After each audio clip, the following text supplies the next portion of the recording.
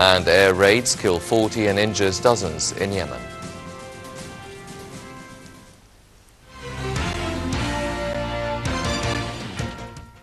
Welcome back. The news in details. President Abdel Fattah el-Sisi delivers Egypt's speech before the 70th session of the United Nations General Assembly on Monday. In his speech, President el-Sisi will present Egypt's stance towards a number of regional and international issues, including the fight against terrorism and the current refugee crisis. Meanwhile, the president gave a televised interview to the CNN News channel, outlining Egypt's vision regarding many issues, in addition to domestic files and the country's future economic outlook. He said Egypt, along with its partners in the region, is exerting its utmost efforts to combat Daesh in Syria and Iraq, stressing that they would not allow terrorists to control the region. The president expressed hope that Syria would not fall in the hands of Daesh terrorists. The head of state hailed the strategic relations that bind Egypt and the United States in various fields. President el-Sisi met with a number of world leaders, including Yemeni President Abdurrabbu Mansour Hadi, Jordanian King Abdullah II, Cypriot leader Nikos Anastasiades, and Belarusian President Alexander Lukashenko. The talks focused on means of fostering bilateral ties in addition to a number of regional and international issues of mutual concern. Earlier, President el-Sisi discussed with UN Secretary-General Ban Ki-moon the situation in the Middle East, efforts to combat terrorism, means of achieving sustainable development, and curbing the negative effect of climate change. The head of state also held talks with French President François Hollande, the president of Current Climate Summit. During the meeting, el-Sisi announced Egyptian initiatives which were being agreed by the African Presidential Committee concerned with the climate change file. The president also met with Ethiopian Prime Minister Hailemariam Desalegn for talks on the implementation of a declaration of principles on the Renaissance Dam. He held talks with Senegalese President Macky Sall on means of boosting bilateral ties, as well as a number of African issues of mutual concern. The president also met with Dutch Prime Minister Mark Rutte to review means of boosting bilateral relations and enhancing cooperation in regional and international issues of mutual concern. On the sidelines of the 70th session of the UN General Assembly meetings in New York, Foreign Minister Sameh Shoukry headed a meeting of the Arab foreign ministers. The ministers discussed the recent Israeli violations in Al-Aqsa Mosque in the occupied Arab East Jerusalem and developments in Libya. The ministers approved a statement prepared by Egypt and Palestine on developments in Al-Aqsa Mosque, which condemned the Israeli violations. The statement called on the UN Security Council to shoulder the responsibility of stopping those practices. Shoukry also discussed with Libyan Parliament Speaker Aqila Saleh the Libyan national dialogue and obstacles hindering the formation of a national reconciliation government. The talks covered steps needed by all Libyan parties to implement a final peace deal in the country. During the meeting, the top diplomat said Libya's security and stability are part of Egypt's security and stability.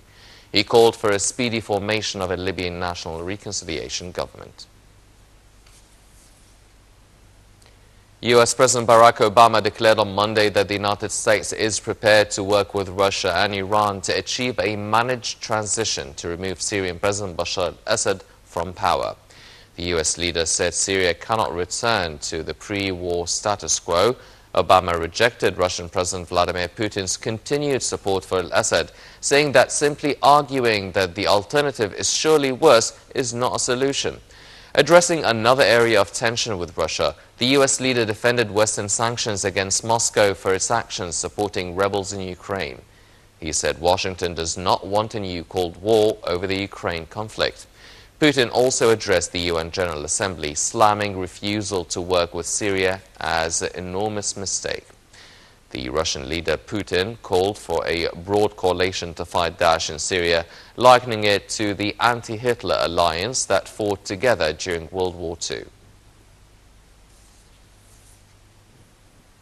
In his opening address to the General Assembly meeting of world leaders, UN Secretary-General Ban Ki-moon called on Monday on Europe to do more to confront the migration crisis.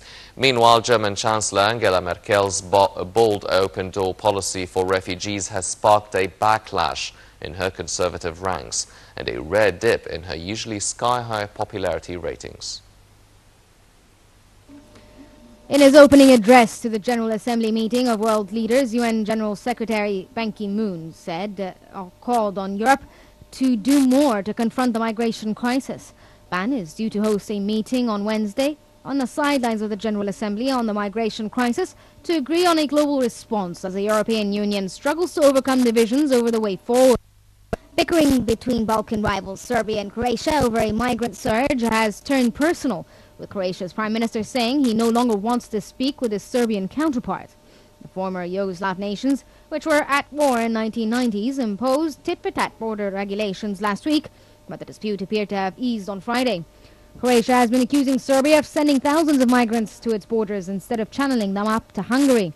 Croatia said 78,000 migrants have crossed its borders from Serbia in the past 12 days. Meanwhile, more than 250 migrants in trouble at sea were rescued in international waters off Libya on Monday. The rescues were carried out by two operations covering two separate groups of 130 and 127 people, including many women and children. Europe's worst migration crisis since World War II looms large over this year's gathering of world leaders as international efforts to end the war in Syria are in disarray. Monday marked the 45th anniversary of President Gamal Abdel Nasser's death. On the occasion, President Abdel Fattah al-Sisi delegated Minister of Defense General Sidi Subhi to lay a wreath of flowers on the tomb of the late president. Pope Theodorus II, Pope of Alexandria and Patriarch of Orthodox Church, continued his visit to Ethiopia on Monday.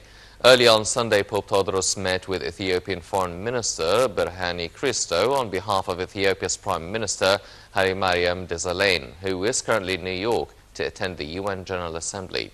During the meeting, Pope Theodorus stressed the strong relations between Egyptian and Ethiopian people, as well as the Egyptian and Ethiopian churches.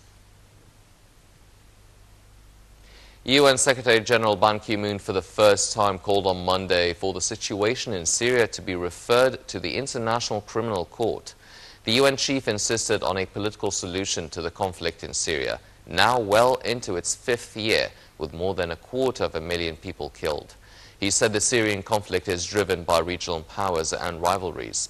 Ban noted that 5 countries hold the key to a political solution to Syria: Russia, the US, Saudi Arabia, Turkey and Iran. At least 40 people were killed when a wedding hall in southwest Yemen was bombarded in an airstrike on Monday. Yemeni security officials announced that 2 airstrikes by a Saudi-led coalition that has been targeting Houthi rebels had mistakenly stricken a wedding party on Monday, killing 31 people and wounding dozens. The officials said the strike had hit the celebration in Al-Wagha, a village near the Strait of Bab el-Mandab. Witnesses reported that warplanes had stricken the wedding hall in Muhaga, which is controlled by the rebels. A senior Yemeni government official described the strikes as a mistake, adding that many of the victims were women and children.